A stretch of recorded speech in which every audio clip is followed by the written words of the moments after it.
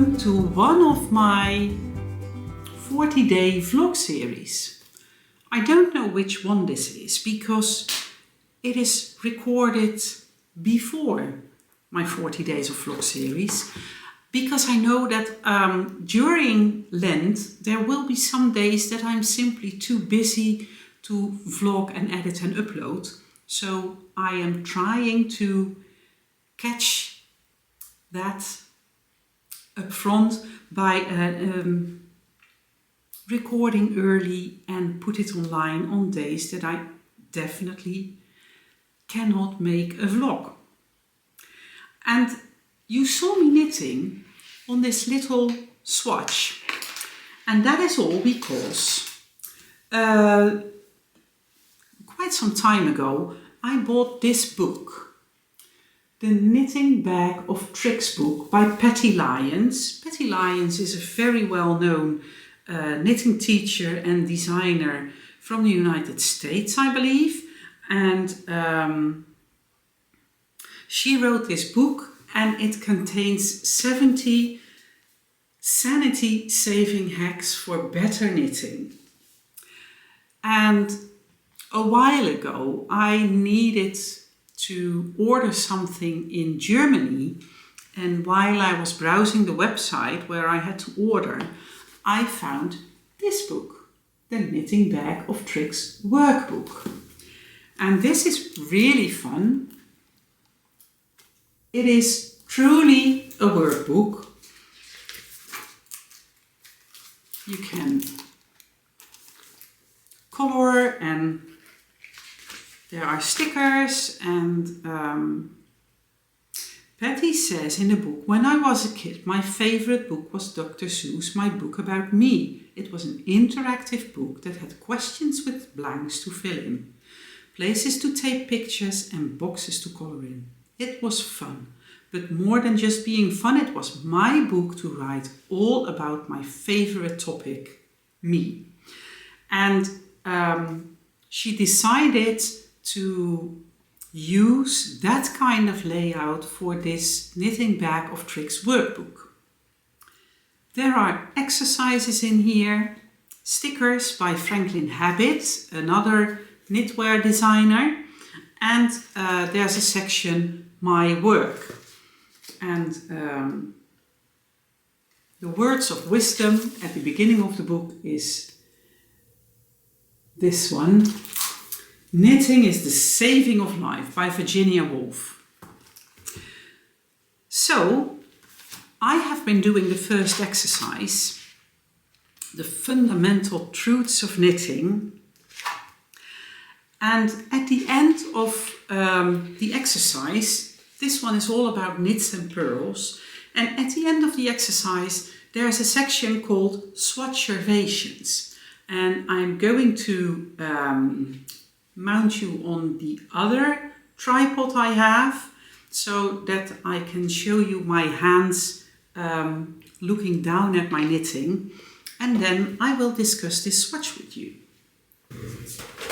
So here is my swatch, and in the Swatchervations section, Patty challenges you to take a good look at your swatch and see if there is any difference between the knitted garter and the purled garter. And well, it's pretty obvious. As you can see, my knitting garter is in a much tighter row gauge than my purling garter.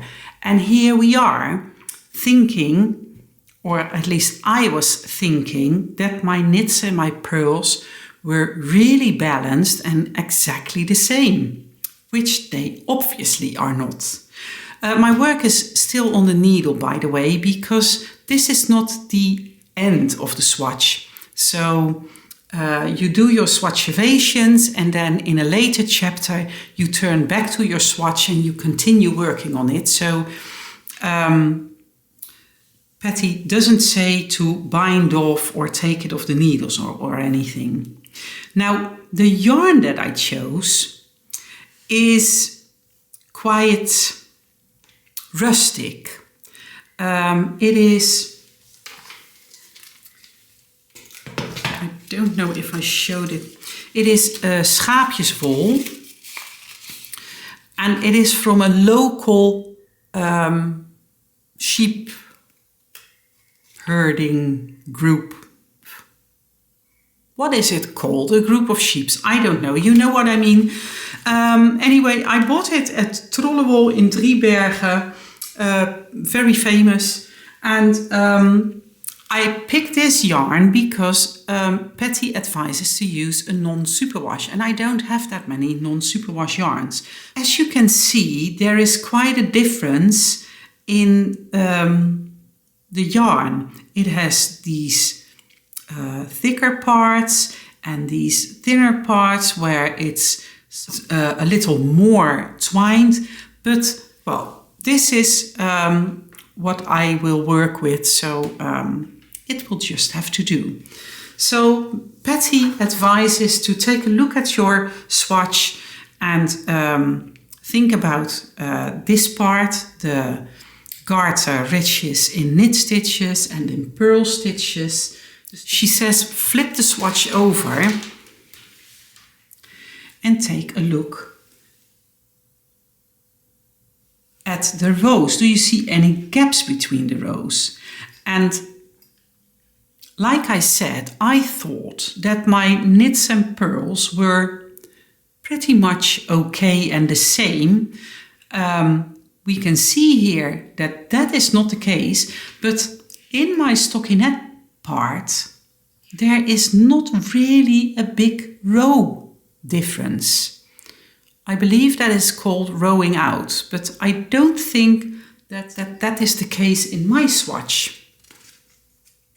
For the ribbing, you can look at if there's a difference between the purls and the knits. And of course, the characteristics of ribbing is that the knit is always on top. So this is a knit stitch and this is a purl stitch, and then you have a knit stitch here again. The purl stitch is somewhat moved to the background, but that is just the characteristics of knit one, purl one. So, and then the last section is the seed stitch section. And as you can see, my ribbing pulls in a little more than the seed stitch section. I am going to fill out my workbook now and I will get back to you.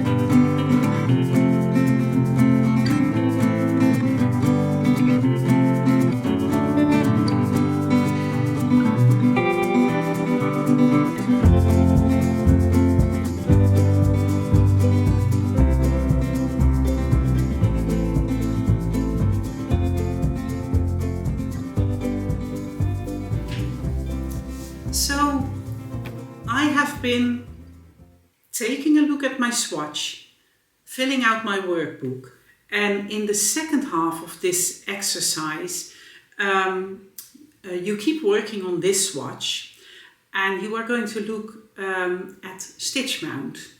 As you all know or may not know, if you have a stitch, a knit stitch, you have a front loop, a front leg and a back leg, and this is the way you usually have your stitches on the needle.